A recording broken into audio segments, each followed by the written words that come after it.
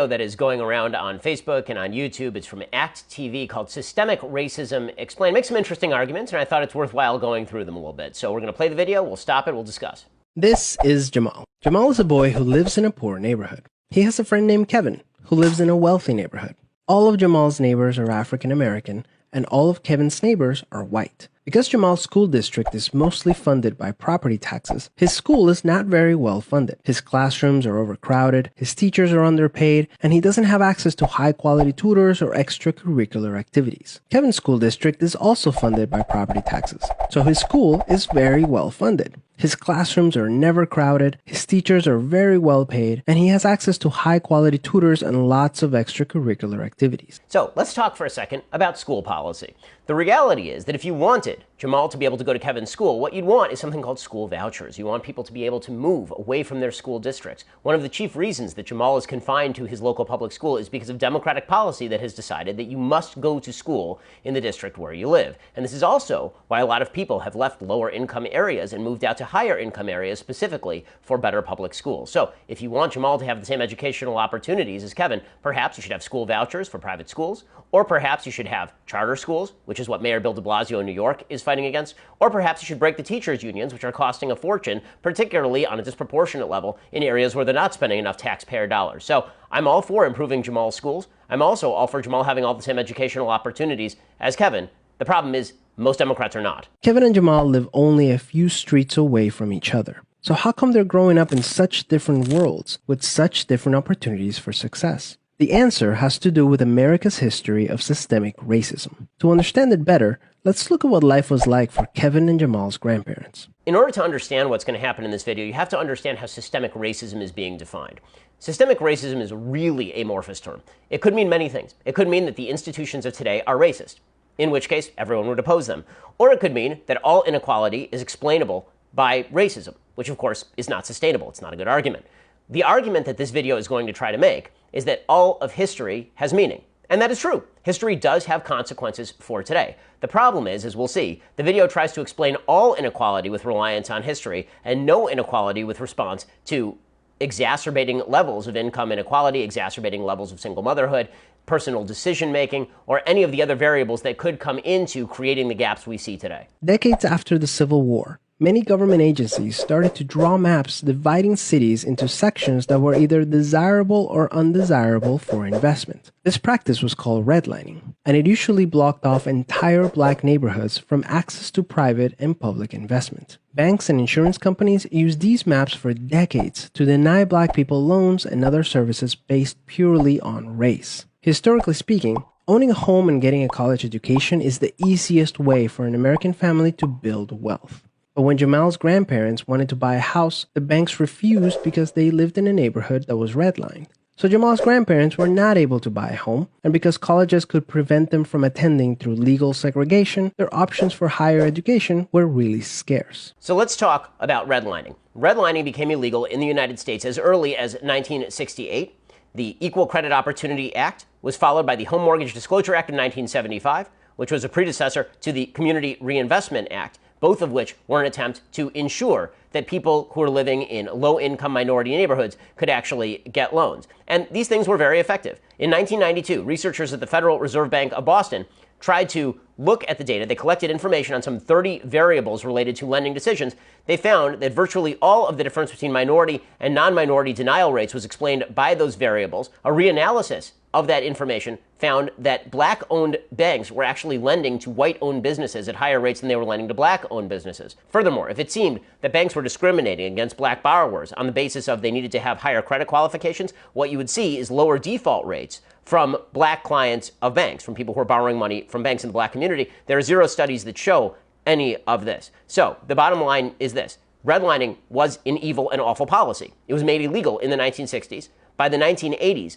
the banks were not lending at disproportionate rates. In fact, if you look at among different communities, as Thomas Sowell has pointed out, Asian Americans get loans more easily than white Americans. That does not mean the banks are being racist toward white Americans on behalf of Asian Americans. When it comes to college education, it is also worth noting that, yes, there were many universities that were segregated. There were many universities that did not allow black people to attend. Since the 1970s, the most prominent measure that has been used in order to admit black students to major universities across the country has been affirmative action, which actively discriminates against people who are not black in favor of black applicants, specifically by ensuring that black applicants don't have to have the same test scores or GPAs in order to get into those same schools. So not only has policy been corrected, it's been overcorrected in these areas. Kevin's grandparents, on the other hand, got a low-interest loan to buy their first house and got accepted into a handful of top universities, which traditionally only accepted white students. This opened up a wealth of opportunities that they were able to pass on to their kids and grandkids. The basic assumption of this video is that if your grandparents are rich in the United States, this means that you are rich in the United States. And that if your grandparents are poor in the United States, that means that you are poor in the United States.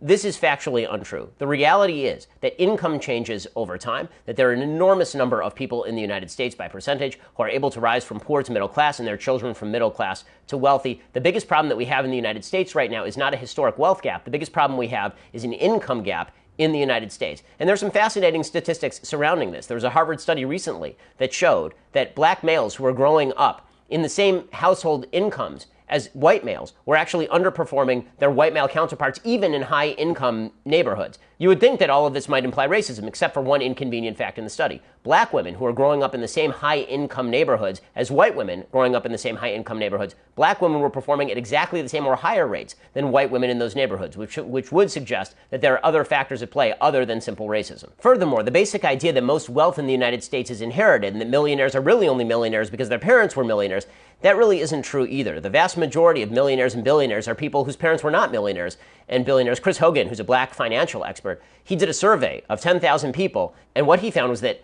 of those 10,000 people, 74% of millennials believed millionaires inherited their money, 52% of baby boomers did, but only 21% of millionaires received any inheritance at all. Just 16% inherited more than $100,000. Only 3% received an inheritance at or above $1 million. In reality, the best path toward wealth in this country is income mobility, not inherited wealth. This opened up a wealth of opportunities that they were able to pass on to their kids and grandkids. Even as late as the 1980s, an investigation into the Atlanta real estate market showed that banks were more willing to lend to low-income white families than to middle or upper-income African-American families. As a result, today, for every $100 of wealth held by a white family, black families have $5.04. A 2017 study confirms that redlining is still affecting home values in major cities like Chicago today. This explains how Kevin and Jamal inherited vastly different circumstances. As it turns out, there are some complicating factors that don't get cited in this video with regard to this data. The Federal Reserve Board economists tried to explain that this data did not take account of differences that were not income-based, things like liabilities, employment history, credit record, and other relevant variables that should have been considered. It should not be particularly surprising that discrimination in the past has impact on the actual income of people who are living in the areas that were denied loans. That shouldn't be a major surprise. But that is not the only disparity, obviously. That New York Times piece they are citing says, quote, they estimate the maps account for 15 to 30% of the overall gaps in segregation and home ownership that they find between the highest risk area and the second highest risk areas. Those were the ones that were being classified.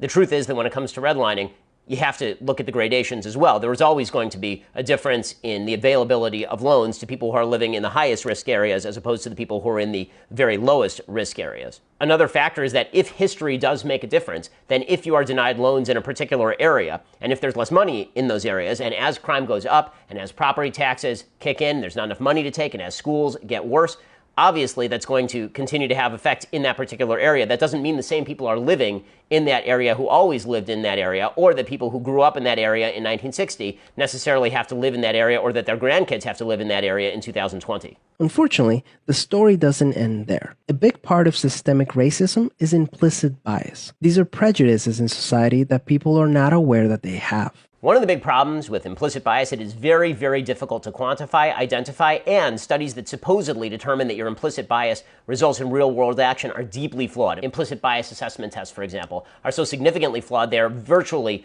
unusable. Let's go back to Kevin and Jamal.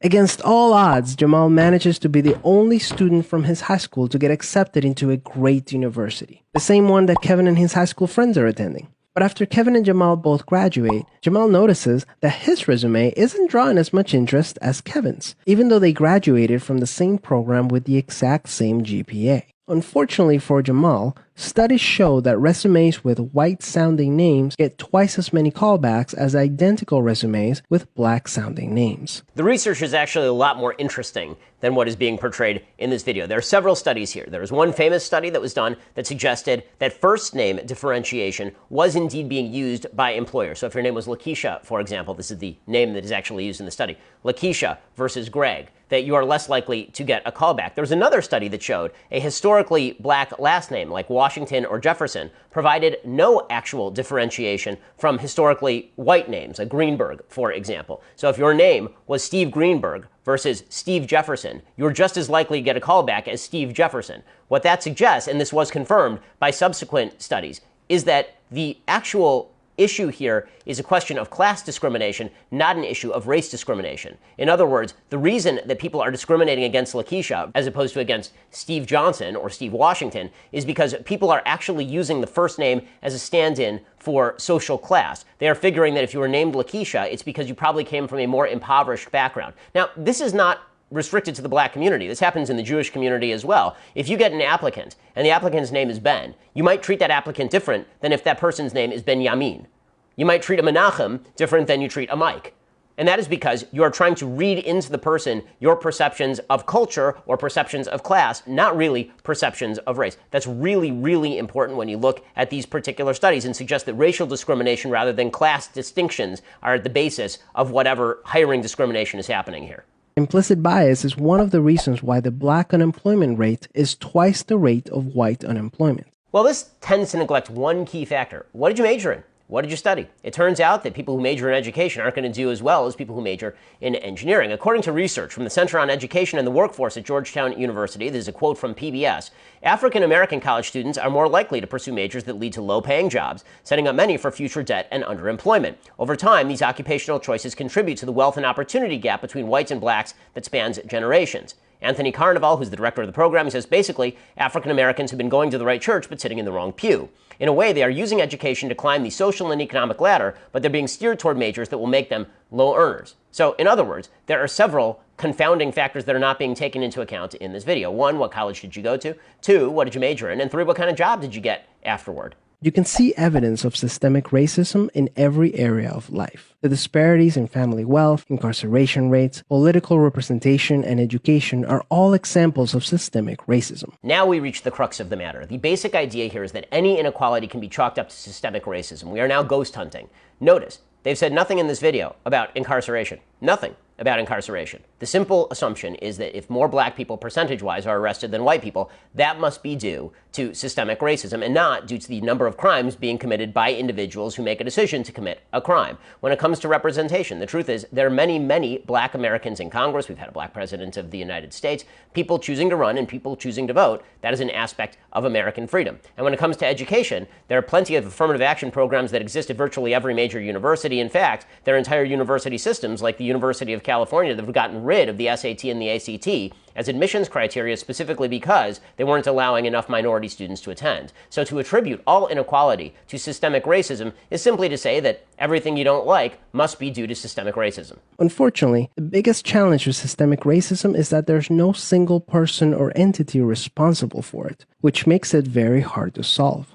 So what can you do? The first thing you can do is work towards becoming more aware of your own implicit biases. We should always, as decent people, be re-examining our own biases and trying to wipe out bad thoughts we may be having about other people. But the idea that something as vague as you had a bad thought about a group is now responsible for the income inequality between black and white is sort of an absurd contention in the absence of any available evidence. What are some prejudices that you might hold that you're not aware of? Second, let's acknowledge that the consequences of slavery and Jim Crow laws are still affecting access to opportunity today. It is certainly plausible that slavery and Jim Crow have affected how people's paths have gone in life and the circumstances of their birth. But the question is, how much? If we are going to change policy, and if we are going to effectuate change, shouldn't we be focused more on what are the bad policies today that specifically are keeping people down, and what behaviors can we change today to make our opportunities better, rather than focusing in on slavery or Jim Crow? The fact is that even if you buy into the entire narrative of systemic racism promoted by this video, it changes nothing, and the video is even acknowledging as much.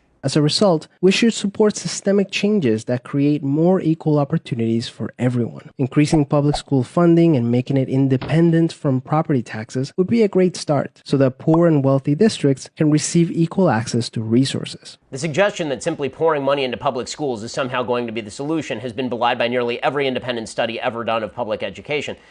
Obviously, we should be spending more on schools where not enough spending is going on, where there aren't school books or there aren't enough desks. But the real problem that's existing in educational performance has very little to do with income and a lot more to do with the access to educational opportunity provided in homes. If you have a single family home, it is very difficult for mom to be able to help with homework. If you don't allow kids to go to better schools outside their neighborhood, rather than simply pouring money into failed neighborhood schools, then you're not really granting opportunity. Systemic problems require systemic solutions. Luckily, we're all part of the system, which means that we all have a role to play in making it better.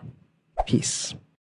It's easy enough to say that we all have a role in making the system better, but when you suggest very few practical solutions other than rote democratic policies that have been failed nearly every time they've tried, it makes it difficult to believe this isn't just a political ploy rather than an argument in favor of bettering individual human lives. To deny the effects of history would be idiotic. History obviously has consequences. And to deny that racism exists would be similarly idiotic. But to attribute every problem in American life to racism or inequity is to be foolish and counterproductive and not to make the world a better place. For more on a lot of these topics, go check out my brand new book, How to Destroy America in 3 Easy Steps, all about the attempt to divide Americans by suggesting that American philosophy, culture, and history are responsible for all wrongs in the modern world. Go check out that book. It's available